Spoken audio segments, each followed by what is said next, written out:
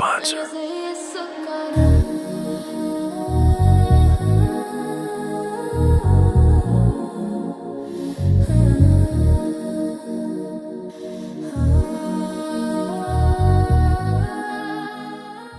Good evening, welcome to another episode on Silent Majority. Today is a riveting episode that will definitely pick your brains. Today's episode's about, are you a threat to your identity? Now, that's subjective to you as an individual, depending on what you identify as.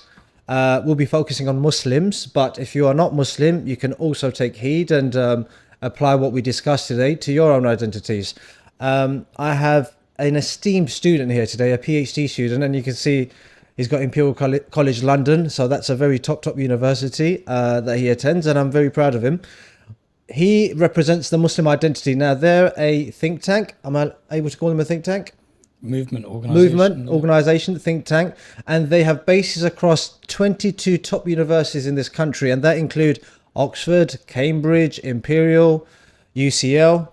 You're an Imperial student and a PhD student as well. He's currently undergoing a PhD, and their premise is to fight or promote the Muslim identity, and hence the organization named the Muslim Identity. So today we're going to discuss the concept and the notion of identity, and what is it that our identity is. And as we understand what identity is, we'll endeavor to understand what identity is and apply it to ourselves.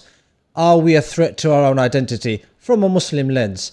Before we start, I'd like to thank my main sponsor, Ahyaan Estate. If you are a landlord or a tenant, please do reach out to them. They're loyal, reliable, and trustworthy, and they'll give you the best prices on the market. If you have any marital disputes or having any family disputes, reach out to Simplex Coaching. Right, without further ado, I'll call you brother as you want to stay anonymous, very modestly.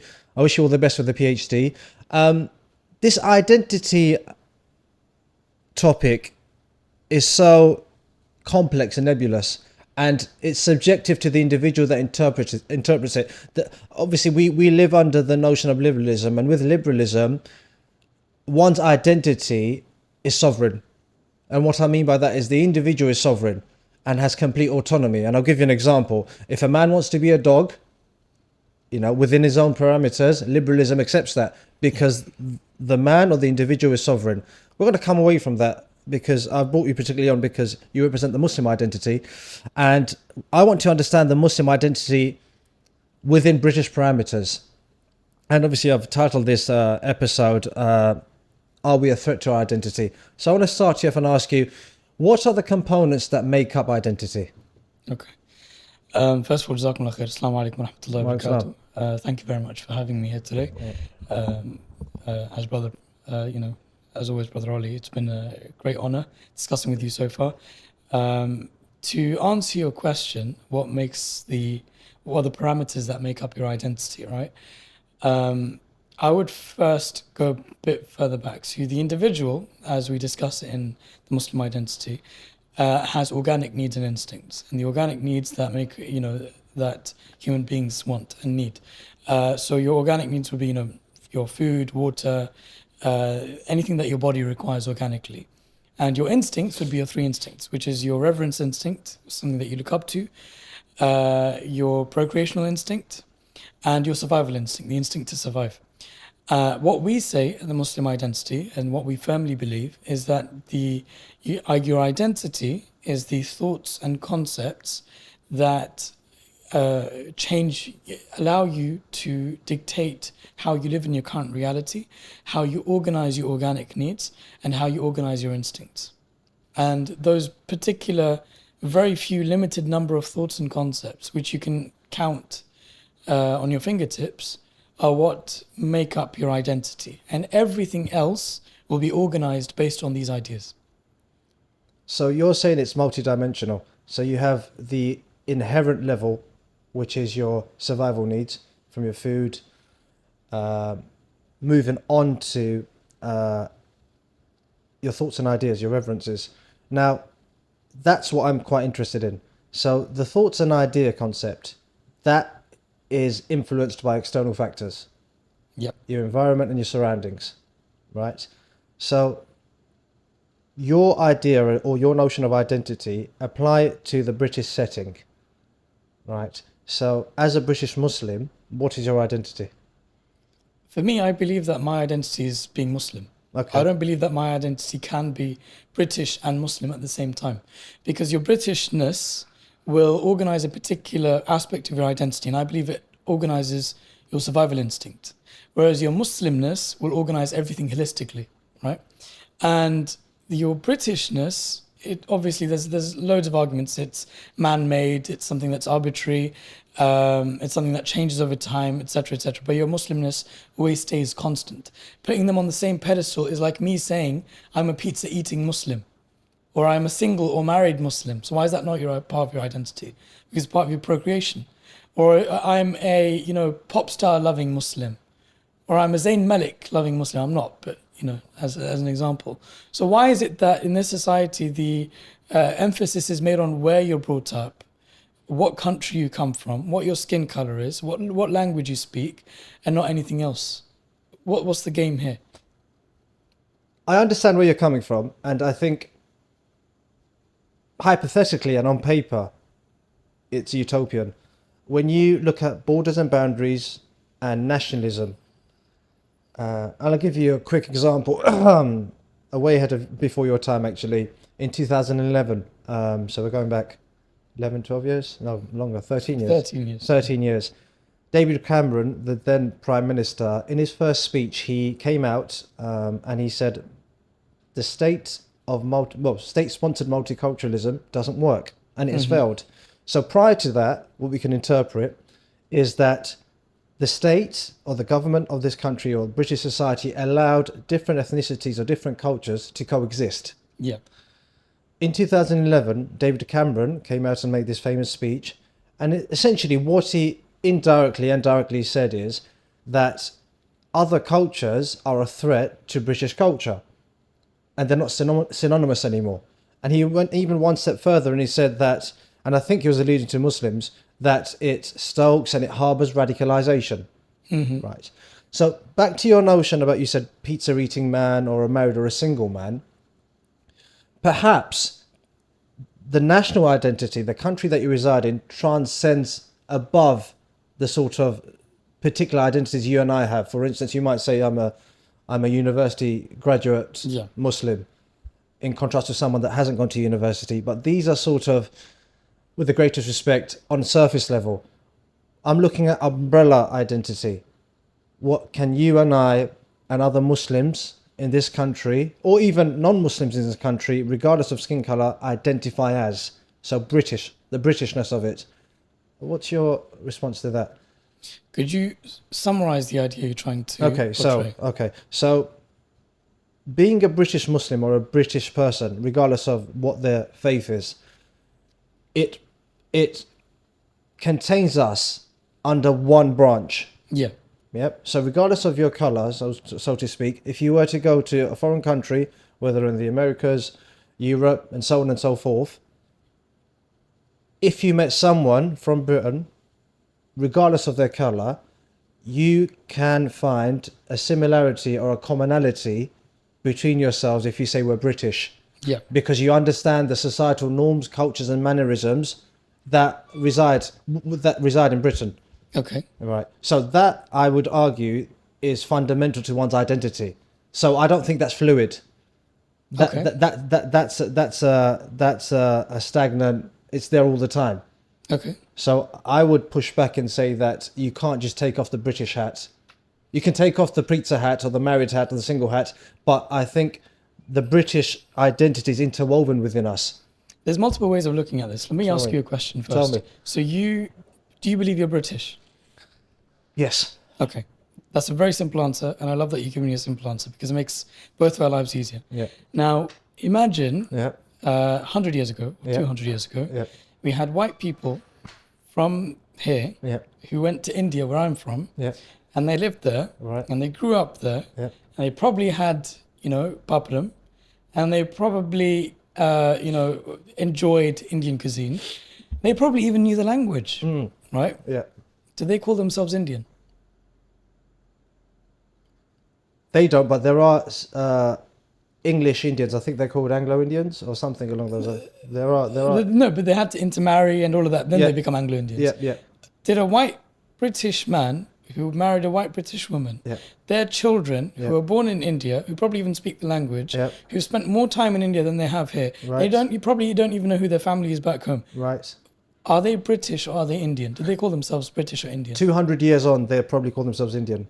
No, Look at the South America. Look at the Kenyans, for argument's sake, or the. No. We're talking about saying a specific example, Okay, sure. right? Yeah. Did they call themselves? Did they call themselves British or Indian? 200 years ago. Yes, and one generation. We don't talk about 3 generations. Okay, no, not at that moment in time. No, they didn't. No, they didn't. No. Why? Because But the they're not. mannerisms could have changed. No, that comes from generations. That No, comes from, but of course, mannerisms could have changed. So your mannerisms are different to your parents' mannerisms. absolutely, yeah. But how did they not change their identity? And that's a very good question. So that nicely leads me on to another external but internal factor that greatly influences our identity and shapes it. Mhm. Your schooling system. Okay. Your schooling system, whether you like it or not, Yeah. particularly in this country and really, to be fair, all around the world, is a key mechanism to indoctrinate and weave into you your value system. Of course. Yeah. So let's use the example that you used. So the East India Company, right? Yep. Yeah. They were a business, actually, great oppressors, and they were successful in breaking up the Indian continent. Mm-hmm. Subcontinent. Subcontinent, yeah. So they went there for business, right? They didn't actually settle, so it was primarily men that went over there to ravage and plunder. If they went over there and they emigrated, not to plunder, but to stay there and use the resources there, and they had kids there, whether they mixed or not, even amongst with their own women folk, they've as many do, they've taken the women folk over, and those kids grew up in that schooling system. In 50 to 60 years time, or 50, even 100 years time, those kids and their kids, yes, they'll probably speak English, but Hindi can I say, would depend on where in India they grow up, whether it's Pakistan or wherever it may be. Wherever Tamil and Whatever it may be, that will be their first language, because that's the language that they'll be taught in school, and that's the language that they will converse in. They will pick up that value system, yep, and their identity will be shaped by those external factors there. So they probably will identify as Indian English or Indian. Do you really think that was a thing? I genuinely believe, because I can't think of the term, but there are Indians, white Indians. They're actually, their ancestry are English, but they identify as Indians. No, but that's because they had people who intermarried. That's a different thing. Yeah. But I'm talking about pure white families that never intermarried, but they lived there, and obviously their mannerisms changed, the way they speak changed. Yep. But does that change their identity? It's a very specific question, which completely breaks down the concept. Yeah. That your mannerisms form your identity. But I want to go beyond that. I see Let's where go beyond that. I see Let's go where beyond you're pressing. Just put the mannerisms to your side in terms of, again, like I said, external factors. So like I said, the schooling system. Yeah. Mannerisms is something that you pick up, and depending on where you go, we're like comedians. Comedians. Yeah. If you were to go to, if I put you in a jungle with Zulus, give it 10 or 15 years, you'll start behaving like them. Not necessarily. Yes. Unless I have strong inherent values, I would. No. If you're a general person, in 10, 15, 20 years, systemically, you start picking up the norms and cultures. Yes. Because if you didn't, then you'd be an outcast. Yeah. Human beings like to assimilate. Yep. We're social creatures. That's why we have the survival instinct, right? So that's it. In order to survive, we accept the societal norms. Yeah. Okay. I want to use a better example, and I want to come away from this fascinating conversation, actually, and we'll discuss this offline. If you look at South Africans, the white South Africans, why do they identify themselves as South Africans? Why? Why? You told me why. Because they've lived there for a certain period of time. Yep. And in fact, it's actually quite political. I don't know much about South Africa, but I can imagine how it is quite political. There was an apartheid regime in South Africa. And the white people living in South Africa at the moment would be individuals who are against such an apartheid system. And therefore, their political idea of opposing that would be to identify themselves with the locals and say, we are South African. Okay. So I get the political perspective then. Yeah. But these white people, and they've come from all over Europe, right? And they've resided there for, I'm not sure how many years, 50 to 100, 150 years. There's been civil wars, there's been apartheid, and all the rest of it, right? But these white South Africans, it's like saying, let's use you and I, right? We're of South Asian descent. Yeah. You were born in England, I'm presuming. Yes. So was I, right? Now, inshallah, our kids and our kids' should we decide to reside here, we're talking another 2 generations, let's say another 50, 60 years, Yeah. right? And their kids still reside in England. Would it be unfair if they call themselves English? Would it be unfair? Would it be unfair? Would an Englishman turn around to them and say, you're not English? Could they say that? Yes, they could. They could say that. Yeah. So, fair enough. I agree with that point. If we don't intermarry, right? If I stick to my own, and if we don't intermarry and we continue that bloodline from tribes and races that you come from, so why is it that the white South Africans, so all around the world, when you look at South Africa, it's primarily an African black country. Yeah. The indigenous people of that country are black. So why is it that the white people in that country can afford to call themselves South African? Because what they're saying there is, yes, it's your country. Well, they're not even acknowledging it. They're saying it's our country as well. So we're people from this country as well. So explain that to me, because if we can't do that in 100 or 150 years' time, why is it the white people in South Africa are allowed to do that? So in order for us to even discuss South Africa, Yeah. either of us or both of us Yeah. would have to have complete knowledge to explain it to the other. And the reason why we can't is because I don't have full knowledge about South Africa. If I did, then we could explain. But you can, I fully get we can't have a full-on conversation about it, but you understand the metrics that they're using. Because if the white man or woman in South Africa are calling them South African, why can't we call ourselves English? That premise I disagree with, Yep. simply because I disagree with the premise, Right. and I can't understand your premise because I don't know the example you're trying to explain. Fair enough.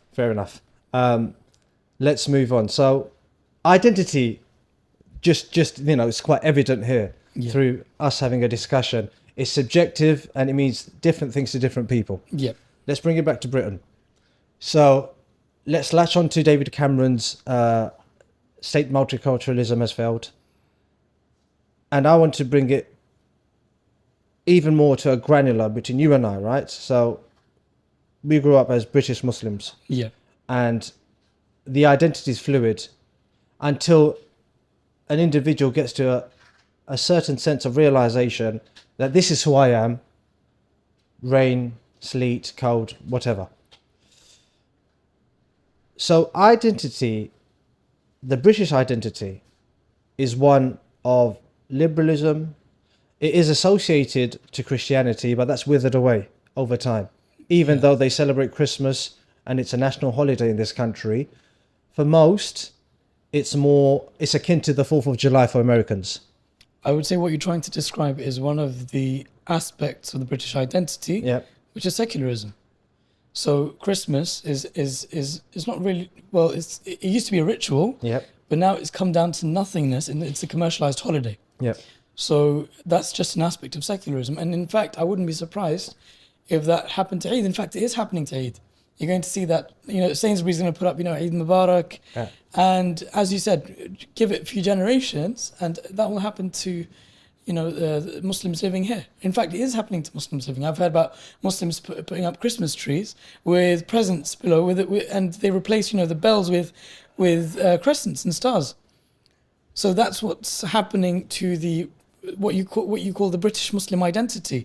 The Britishness will, wither out the Muslim identity if you were to put them on the same pedestal.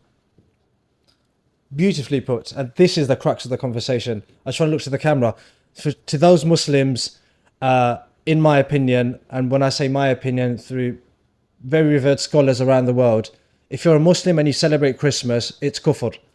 And that's the long and short of it. So if you're having Christmas trees and you've got Christmas presents underneath it, and you're saying, "Oh, I'm not celebrating the actual thing; it's just getting to the spirit," it's kufr. Back to our discussion, and this is the crux of the conversation here. So you're saying, like I did, that putting Britishness and Muslimness on the same platform is a juxtaposition. One will eat out the other. Yeah. Yeah. One will push out the other. So that's quite alarming for us as Muslims, right? You made another very valid point here. In 2 or 3, 4 generations' time, should we not be able to hold on to our strong faith, something else will replace it. Yeah. And the overwhelming force living in Britain is British culture. Yeah. In the many forms and guises it comes with, rather. So as a British Muslim, right, and I want to ask more specific questions now, in a secular state that we live in, how do we balance our Muslim identity with everything else? Okay. The question I'm asking specifically is, can we balance it? Can it be managed? Can we take the best of both worlds, or do we need to pick sides here? Yeah. Because David Cameron has said multiculturalism has failed. So what he's sending a signal to the country is, there is no such thing as multiculturalism. There's only one culture. Yep. The homogeneous culture in this country is British. Mm-hmm. You're with it or you're not. Yep. And if you're not, you're the other. You're the alien. Yep. So you'll be marginalized. Yep. I've said a lot of things there. Go on. So this reminds me of a hadith. The Prophet ﷺ, he said in a beautiful hadith, he said, but during the end of times, I'm paraphrasing here, when the knots of Islam will be undone one by one, the first to be undone will be ruling, the ability for Muslims to have authority. And the last that will be undone is your prayer. Right? And every time a knot is undone, the Muslims will hold on to the next one very firmly. It's very disappointing to say we're at the last knot. We're grabbing onto the last one, prayer, right?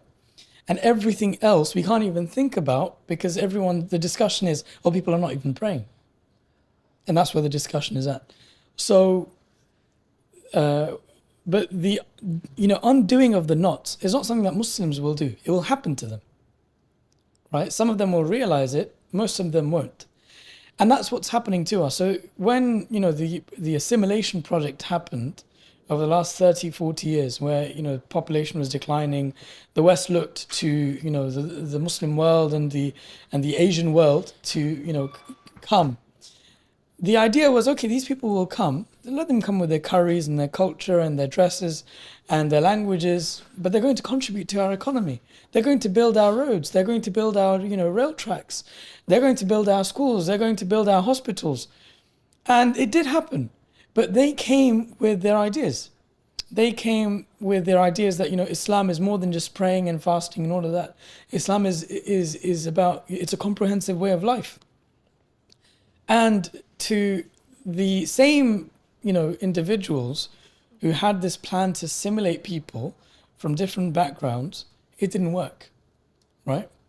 And that essentially led on to, okay, look, Islam is incompatible with the West. It's either Islam the way it is, and then therefore it's incompatible, or we need to reform Islam. So it's always those two discussions. Is Islam incompatible with the West, or does Islam need reform? And when we have this does Islam need reform discussion, and there's a non-Muslim involved, or a very secular Muslim, it's always, oh yes, Islam does need to reform, and times have changed, etc., etc., etc. Now, if that's the case, then what will happen is we will be told, and people will dictate to us that, okay, this is not acceptable, this is not acceptable, we need to change this, need to change that, and that will never stop.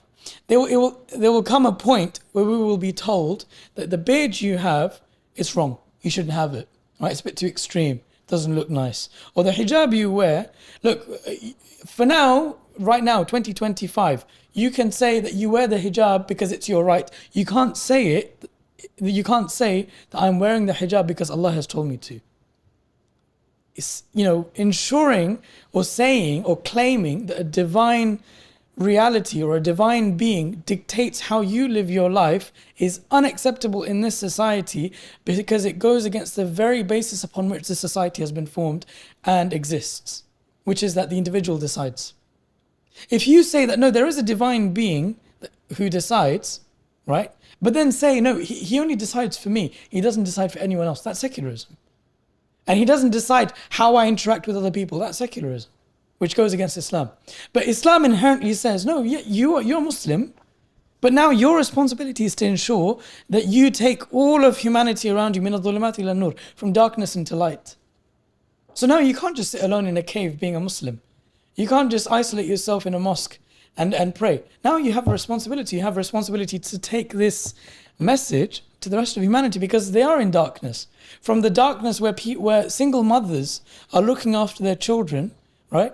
And my message is to these single mothers whose partners have left them, to these elderly who are in care homes, to children who've been abandoned, to partners who've been cheated on, to business partners whose businesses have broken down, right? To relationships that have been torn up, father and son who've been separated, mother and daughter who've been torn apart from each other. This society is broken, and Islam can fix that. And there's a da'if hadith, and it's a weak hadith, but the essence is still important. We still take this hadith because of the essence. The hadith is where the Prophet ﷺ is narrating about a village that Allah subhanahu wa ta'ala has ordered to be destroyed. And the malaika, the angels, they go there and they say, Ya Allah, there's one man here who has been in abundant worship of you. He's always been worshipping you. He has no sin. He has no crime. He's done no crime. And Allah subhanahu wa ta'ala says, destroy him first. Because he had a responsibility. If you don't know, you're oblivious to something. If you know, then how can you allow others to be oblivious to that something? So the British identity, as you frame it, or the Britishness, right, will always dictate that if you have a Muslimness, yep, keep it to inviting us to your iftars, keep it to inviting us with your shalwar kameez on Eid, yep, and your biryani, yep, and your Friday mosque tours, and your Hagia Sophia trips, and your Turkey trips, and your Cyprus trips. But beyond that, if it's about now dictating, how you want us to live our lives, like it isn't, I think it's, can't remember which surah, but there's an ayah in the Quran where Allah is narrating, Allah is talking to us, and He's telling us about the story of, I think it was Shu'aib alayhi salam. قالوا يا شعيب صلاتك أن تأمر. They're asking, oh Shu'aib, is your prayer, does it dictate how we spend our money? And this is an ayah in the Quran. They're asking, oh, are you naive, oh Shu'aib? Are you looking at the situation? You're saying that your prayer, how you pray, is dictating how we spend our money, how we live our lives, right?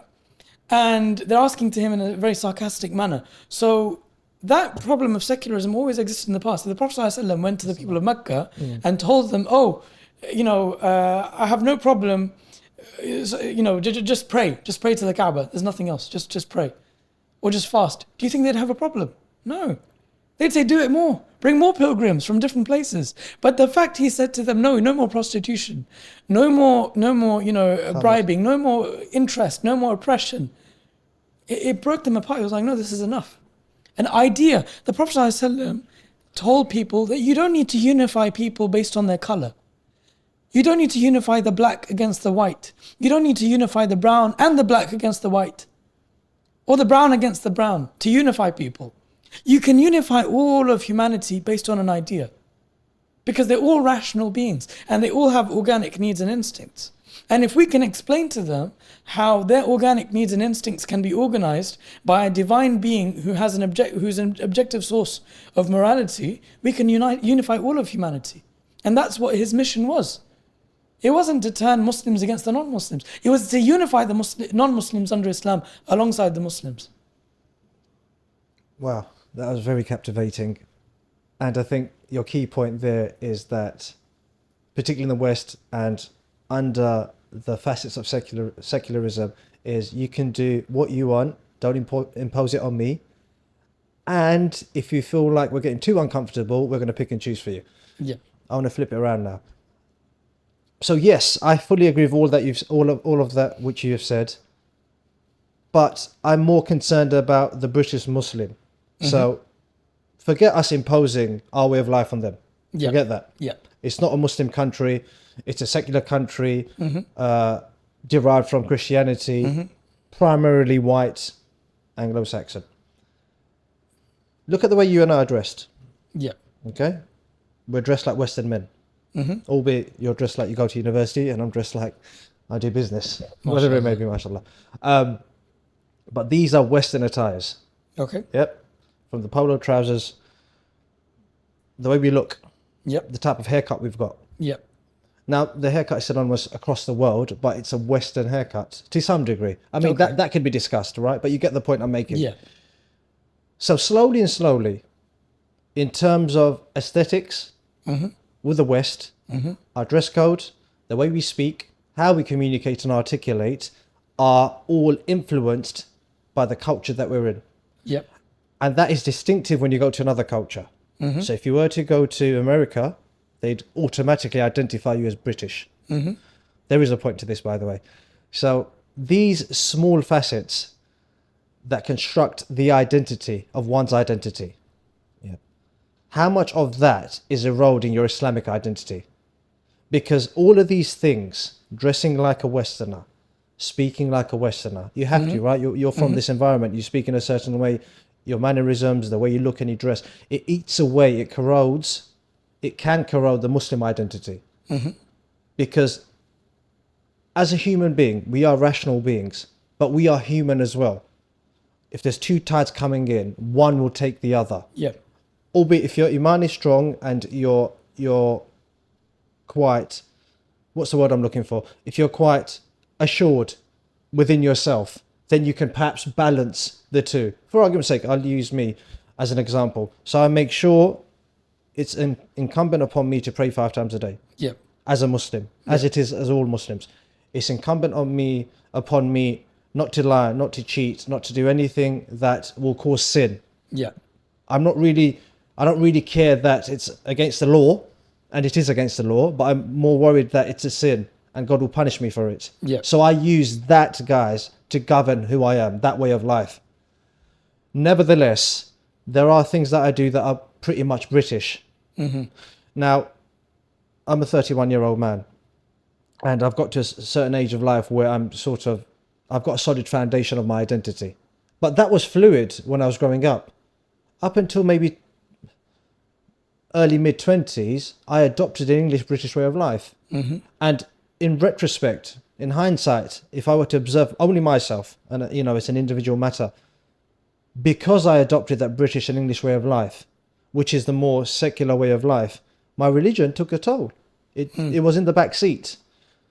So my concern here is this, not for us to impose our religion on them, because we do it through our mannerisms, right? Being polite and cordial and all the rest of it, but there is no compulsion, right? But it's with the Muslim generations that are coming after us, your generation, the generation that are coming up after us, how much of the Muslim identity will be eroded because of the overwhelming storm or tide that the Britishness brings in? Because as you and I have agreed, they cannot reconcile. They don't reconcile. They're juxtaposed. Okay. If that makes sense. So first 3 things. You talked about our attire, right? Yeah. How we're dressed, you and I. Let me ask you a question. If your trousers that you're wearing, they're very nice trousers, by the way. If I were to cut them in half, would you wear them? In the summer, not now. It's very cold. No, I wouldn't. Why not? It's just a particular preference. I wouldn't wear them now. Really? Yeah. Okay. Okay, let me say I cut them a bit higher. You wouldn't wear them? No, I wouldn't. That's purely Islamic. Yeah. Purely? Okay, there we go. It's an Islamic issue now. Yeah. That's what I was getting at. Yeah. Now, the fact that you thought about this, that look, this is halal and haram, this is ma'ura, you preserved your identity. Yes. That's what you need to pass on, right? When we say preserve your Muslim identity, it doesn't mean we walk around with a turban and a thobe. That's not what we mean, right? There's a distinction we need to make between the hadar, which is the culture, and the madaniyah, which is the society. Sorry, which is the civilization. Right. We need to make a clear distinction between the two. And I'll give you an example. When you talk to aunties from Pakistan, and you say something, you say, oh, this is bid'ah, this is an innovation. Let's say your phone's an innovation, your watch is an innovation, your car's an innovation, and they haven't understood this distinction, which is what the distinction we need to make. The Madaniya, the civilizational progression of a society, right? How you dress, this table, these cameras that we're using, these mics, there is no problem with using them. And because that distinction wasn't made in the Islamic period is why we went into decline. The ulama, they did not know how to handle a civilizational progress through ijtihad, which is why they were smashing telephones. They thought it was haram to use a telephone, right? So as long as it does not contradict with your Islamic identity and the thoughts and concepts of Islam that you hold on to, it doesn't go against your identity. And it does not make you British either, right? Because it's still part of your Muslimness. Now, addressing your second point about compulsion. In Islam, we don't have compulsion. We do not force anyone into anything, unless if they're Muslim, of course. If they're Muslim, then we tell them the hudud. Look, this is halal, this is haram. You have to follow it, and this is our advice. We're not haram police to implement Sharia by ourselves. That's not our job. Yeah. It's the job of the state to do that, right? It's not our job. But we advise. We have to advise that, look, this is haram, this is haram. You can't do this. You can't, you go out. You can't go clubbing, etc., etc. The third point, you asked me a question. I forgot. What was your question, if I'm asking?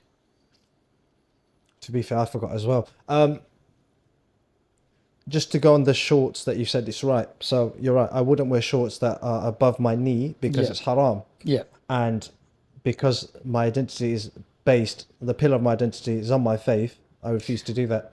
I remember a question. What is it? The question was, how do you preserve your identity living here? There's a clash. Okay. Yeah. Now, I'm a representative of the Muslim identity, right? Can I reassure people saying, in this society, you can fully preserve your identity as a Muslim? No. I do not believe that. And what I mean by that is, am I saying, oh, you'll fall into haram? No. Halal and haram isn't even a discussion here. I'm saying you will naturally forget aspects of your Islamic identity. Naturally, okay? And I'll give you an example of that. Have you ever been in discussions where there were topics that were essential parts of Islam? Someone was discussing it, or you were discussing it, and either that someone or you went, shush. We don't need to discuss this. Many times, yeah. I'll give you an example. The LGBT discussion. Okay? Oh, this is going to get controversial. This is going to get controversial. We won't address it because we know why we can't address it. Yeah. Right? But over time, it's halal and haram. That Islam. But over time, people will forget it. In schools now, we talk about this in schools, there are a lot of LGBT jokes, right? And the parent would think, oh, at least they know it's halal and haram, but they don't realize that there's a normalizational aspect to it. It's something that's being normalized. That even when the Sahaba heard about it, they'd get scared. They'd be like, well, how is it a man is capable of doing something like this? Or how is it a woman is capable of doing something like that? Do you see what I mean? Now that normalization, it's an erosion of your identity, but you still know it's halal and haram. This is right, this is wrong. And there'll come a point where even that right and wrong will be forgotten. So in this society, can you preserve your identity fully? No. Thank you. Okay. But how do you preserve the identity of the Muslim? Because that's the fundamental. You have to preserve the identity of the Muslim. You have to look at what the Prophet ﷺ did. The Prophet ﷺ in Mecca, he lived there for how many years? 13 years. And he was not, he could only convince about 100, fewer than 100 people, I think about 80 people. There are different narrations of how many people he managed to bring into Islam within Mecca. And when you look at this, right, there are 80 Muslims and they're all looking to preserve their Muslim identity, essentially, right? They don't want, to fall into haram, etc., etc. And some of them even became murtad. Some people became Muslim and then they left Islam again. And there were issues. It wasn't like they were all perfect, right? Some people would sin. Some people went to Medina and even then they would sin. There's a lot of, stuff going on. It's multifaceted. How did they preserve their identity? Let me ask you. You're on the hot seat now. That's a good question. How did they preserve their identity? By holding on to the commandments, holding on to the jurisprudence that governs them. But you can only do that to a certain extent, isn't it? I mean, there's no way. Especially It's like you said, when you put a man in the jungle, Yeah, it's 15 true. years on, Yeah. So they did hijrah to Medina, right? to do what? To survive. How? So you're saying they were refugees? Yes, essentially, yeah. So the Prophet ﷺ was a refugee Yes. in Medina. No, he was accepted, but yes, yeah, he took refuge in Medina, yes. In He took Yathrib. refuge in Medina. Yeah, in Yathrib. Okay, so he took refuge in Medina. Yeah. How was that any different to his situation in Mecca? The only difference was that he was being persecuted in one place, and the other place they accepted him in open arms. But the difference with the Prophet ﷺ, Sallallahu when he went to Medina, he changed their way of life. Very good. So he was not a refugee. He was not a refugee, no. He was not a refugee. Yeah. No. But he did. I mean, the term refugee is seeking refuge in some, and technically, he was, but he was a leader. He came to change. So refugee isn't the word, but he did seek refuge there. He didn't seek refuge there. No. He sought authority there. The conditions he laid to them in the second pledge of Al-Aqaba was they said, "We will protect you with our life." You don't give that to a refugee. No, you don't know. You give it to someone you're giving authority to, that will defend you with our lives. Yep. We'll defend you with our wives' lives. We'll defend you with our kids' lives. Who says that to a refugee? Right? Well, the max you'll probably get is Ibis Hotel or Ibis, or Premier Inn. That's the max you'll get. All right? But he was given authority because he changed their way of life, as you said. So he wasn't a refugee. We all make that mistake. And I would say the idea we got that, he was a refugee when he went to Medina is in fact an erosion of our Muslim identity. Why do you see the Prophet ﷺ as a refugee in that scenario? I'll tell you why. The society that he lived in Mecca was consistent of individuals who held on to a particular set of ideas that formed their identity, the Meccan identity, and there was social cohesion based on that identity. And that identity, those particular concepts, right, they would be restructured or changed or reframed over elongated periods of time by a ruling elite of that society. That's the same case in this society. The Prophet ﷺ, he was not attacked because of how he said things or what he did. He was attacked because he essentially tore down the very fabric of that society, the very ideas that kept that society together, and the glue that kept the society in touch with its elite, with the ruling elite to maintain that society, right? In Medina, they were more accepting because they had understood that they needed to break it down. They needed to break down the cohesion between the Aus and the Khazraj, who were fighting one another, in order for them to reunify based on an idea that he was giving them, and be ruled by him based on that idea. And any ruler who came after that, any Khalifa who came after that, was to rule based on that idea. And therefore the Prophet ﷺ knew that in order for me to exist in this society, and in order for all of us, 80 of us, 100 of us, to continue living and practicing freely and in peace, we need to ensure that this social cohesion, it needs to be based on what we believe in. And we need to have authority, so no one has authority above us. And no one dictates to us how we live, because these people, quite frankly, are unfair. Now, for him, in order to preserve your identity, you needed, if you were a block of ice, you can't be kept in a volcano. You have to be kept in surrounded by a block of ice, or in a fridge or in a freezer. So he wanted to build that freezer. If I just stop you there, and mashallah, your Islamic historic knowledge is extensive. Now, I'm just going to touch on one point, that the Prophet ﷺ emigrated to Medina with authority and power. And he changed the social fabric and construct of that society.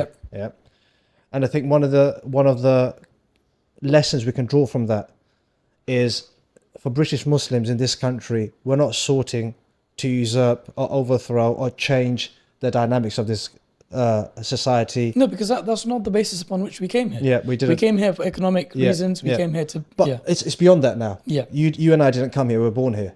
That's the distinction. Your parents may have come for economic reasons.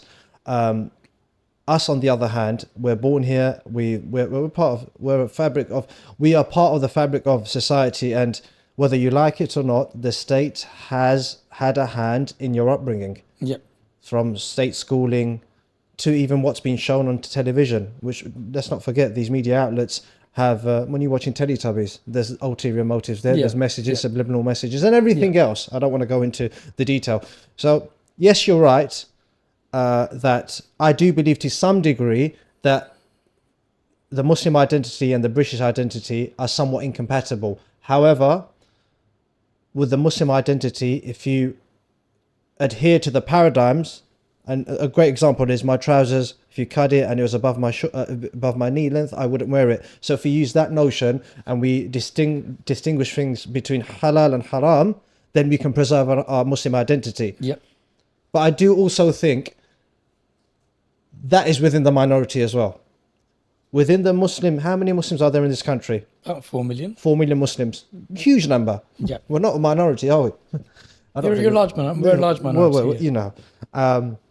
So the 4 million Muslims and those that are being born on a day-to-day basis, all of whom are British, Yeah. all of whom are born here, all of whom their first language will be English, and they'll go through the same schooling system, and if anything, be a lot more westernized and more modernized than perhaps you and I. Yeah. You know, you'll only have to look. If between you and I there isn't a stark difference, but if you look at the two generations above me, the 41-year-olds, respectfully, most of them, through my lens, I would say they're immigrants. Yeah. Because they haven't fully assimilated to the British culture. Yeah. Even the way they speak, the command of English, the mannerisms, the way they dress. And one would argue that's an evolution. As we're progressing, we're evolving. So by the time we get to your age, and then the 10, 12-year-olds that are going to come up, they would fully become Western. Yeah. Fully become Western, right? So this is where the alarming crisis is.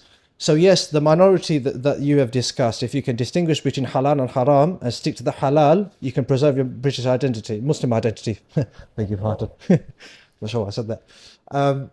But what about the masses? What about the 3.5 million Muslims that see both of them in a grey area? The iman may not be as so strong, their knowledge may be limited of what's halal and haram, and then what we do is through our ignorance we fall into celebrating Christmas in its spirit. We celebrate Halloween. We celebrate... Look at the way we're dressing now. Yeah. You know, and if you look at just wider British society, I think I read something remarkable, that the way that prostitutes used to dress in the 20th century, we're in the 21st, right? In the 20th century, in the 19th century, unfortunately, some women are dressing like that in the 21st century. And the way... so the erosion of even clothing and attire, if you look at 1950s, prior to 1950s and 40s, if you look at all of the women in society, everything is covered. Yeah. From head to toe, not head, but everything is covered. Even to the extent the English, we used to wear a little headscarf. Not to cover the entire face, but they had a little headscarf on. But the idea was they were covered from head to toe. And in order, if you were scantily clad, or there was some scantiness in your body where you're revealing flesh, you would have to go to a brothel to see that. You'd have to go to a brothel. But now, that's become a norm. I'm not saying women now are prostitutes. I'm saying they dress like prostitutes did 50 to 60, 70 years ago. Yeah. So that erosion and that transformation of the individual being sovereign as opposed to a divine being or divinity being sovereign. Again, secularism, right? There was a clash between secularism and a religious state. And the Church of England was very powerful until the liberals and those that didn't want religion shouldn't coexist. The idea of liberalism and the idea of society, Western society, is religion is an individual thing that's just say confined within the parameters of your whole or your individual being. Yeah. In order to not be a hypocrite to your liberal being, your sovereign being. However, in terms of liberalism and sovereignty of secularism, it's do as you please, as you are, do what you want. Free spirit sort of thing. So what am I getting at here exactly? If I look at it from a majority Muslim perspective in this country that are being not institutionalized but indoctrinated and are part and parcel of the fabric of British society that can't distinguish between halal and haram because of ignorance, What happens to those Muslims? And again, the title of this episode was, Are You a Threat to Your Own Identity? Now that Muslim, for argument's sake, the 3.5 or 4 million Muslims, I can put money down here and say, if I asked every individual, what are you? The first thing that they'd say is they're Muslim. Yep. But are they acting like Muslims? So you talk about the 3.5 million Muslims out of the 4 million, and this is just a stab in the dark, right? But a large proportion of the population of this country will identify as Muslim, that are Muslim. But through their actions, their behavior, their attire, their mannerism, the celebrating of Christmas, Halloween, dressing in a way in which it is against the way you should dress in Islam, all of those things will be incorporated in that individual, but then yet they will still say, I identify as a Muslim. So, look, for these individuals, we can't do takfir on anyone. No. Like, we can't. But it's the masses though. So my sort of, the topic is, are you a threat to your own identity? So you call yourself Muslim, but really your identity is not, it's not Muslim, it's more British than Muslim. Then what needs to happen with the masses, Yep. right, these 3.5, 4 million Muslims Yep. in this country, we need to explain that to them. We need to explain, look, Hence this is the episode. this is what Islam is. This is what needs to happen. Conversations need to happen. Yeah. And because what people are either afraid to do Yeah. or they're lazy to do is that they're lazy to talk about these things. They'd rather talk about, that girl DM'd me, or this marriage thing's not working out, or my parents bought me a rishta. It's always, when you sit down with a bunch of brothers, it's always about marriage. You might know that's how it is. It's a sad reality. But why is it that the first thing that comes, in our conversations is about procreation? Why is it not about, how we're surviving? Or why is it not about how we're getting our sustenance? Or why is it not about how or why we're getting our sustenance? Can I give you a simple answer? Yeah. We don't care. Life is good. And this is where the discussion of purpose of life comes in. Absolutely. Why are we even alive? And it's crazy. Just a side detour. Yeah. I spoke to a friend of mine, right? And we'll call him for Ahmed because I don't want to bring out his real name. Right. And I asked him, Ahmed, we were sat in a cafe near Embankment. And we asked him, Ahmed, what's your, he was just eating, he was just laughing. And he's a medic, by the way. He's not some your layman. He's a very well-educated person. I asked him, Ahmed, what's your purpose of life? He was like, what? I said, why are you alive? He becomes uncomfortable. He starts scratching his head. Starts scratching his knee. He goes, that's mad, I never thought about that. And this is a medic. And it's a medic. Right? He's saving people's lives, but he doesn't know why he's alive. So have people thought about that? And when they say, oh, I'm alive to worship Allah, what does that mean? What does that mean? It means comprehensive worship. Everything you do, you organize for the sake of Allah subhanahu wa ta'ala to please Him, and that is inherent to your identity. Right? And that's the Muslim identity. La ilaha illallah Muhammad Rasulullah is your identity. And nothing is above that, nothing is equal to that. Everything will be organized by that. And that's what we need to explain to people with hikmah, understanding their situation, understanding their reality. And that doesn't happen through mass teaching. It happens through one-to-one conversations. It happens building relationships, bringing back that social cohesion, bring back that relationships, that bonding between people, and then explaining it to them through love. And then people will understand. Thank you very much, brother. I think for your young age, mashallah, very studious and very wise. I can see inshallah, a promising future for you. Let's, inshallah, both die on that statement, La ilaha illallah Muhammad Rasulullah. I think this conversation is far from done. Let's talk some more with your organization, and let's try and unpack so many moving parts. Inshallah. But I think through the conversation that we've had, it's been very organic. The audience will appreciate the complexities, and I'm sure they'll have a lot to say as well about their identity and all the external factors at play. But thank you very much. I think it's been very, very insightful. I'm just going to turn to the camera, okay? Inshallah. That was, at the very least, interesting. I think it invoked, definitely in me, and I'm sure the viewers that are watching, to question our identity our compatibility. But I just want to reiterate the point: the way I'm dressed, the way this brother's dressed, the way perhaps those that are looking through the lens are dressed, whether we like it or not, Britishness or Western culture, Westernism, whatever you see fit to call it, has and does have an impact in the way we live, in the way we view things, in the way our thought processes are constructed. And I think the driving point, or the key point to take away from what this brother said and what I've discussed is, and both of us are of the notion that Islam and British culture, to put it on the same level, it becomes incompatible. And what this brother quite cogently said, it's Islam and everything else below it. Now, I said that there's maybe 3.5 million, and you know, it's an outlandish number after the 4 million Muslims in this country that unfortunately don't live, and to some extent me, him, everyone, I'm not judging, I'm just saying, don't live by the guidelines and standards that Islam has prescribed. We pick and choose, and when we pick and choose through our ignorance and through our lack of understanding, alongside all the other external factors that are pressuring us, we adopt other things, hence British culture. So you and I were talking about your kids and your grandkids and your great-great-grandkids. If we have this level of ignorance, and I used an analogy about the two generations before me and the generations after me and their generations, with those, it's a knock-on effect, it's a compounding effect. By the time, I promise you, the next generation won't be able to speak, if you're an ethnic person, won't be able to speak your mother's tongue. They'll be speaking English fluently, and that's it. So everything is eroding. But if something's eroding, it's latching onto something else. And what is it latching onto? British culture.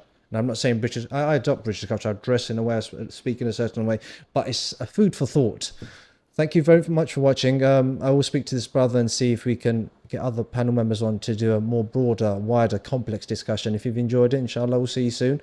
But inshallah, you can take something away from this and start thinking about your own identity and how you can shape and mold your identity. Remember what liberalism says: the individual is sovereign. So you take that power and you mold it towards Islam.